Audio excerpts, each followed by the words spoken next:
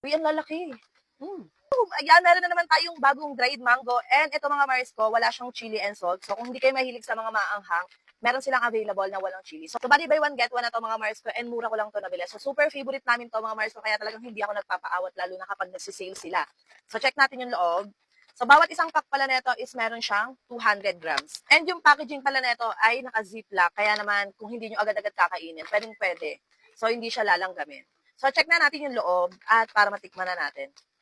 So, marami na kasi ako natitikman ng mga dried mango. And ngayon, check naman natin dito kay Mr. Squirrel. Laki din. Dami mo. Oh, ayan, wala na siyang chili. Kaya mas may enjoy nyo, lalo na kung hindi kayo mahilig sa maaanghang. Ayan. So, sweet lang yung ano na ito, flavor niya. And ang lambot niya, ha? Ang lambot lang. Hindi katulad sa mga iba kong nakakain na ganito. Pag kinagat mo, sobrang tigas, mahirapan ka pa. Pero dito, tingnan nyo.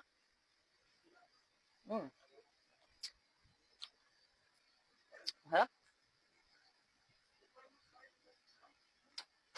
So, umabol na rin kayo mga Mars ko, nakasale sila ngayon. Kaya i-check nyo na sa comment section ang link. Order na kayo.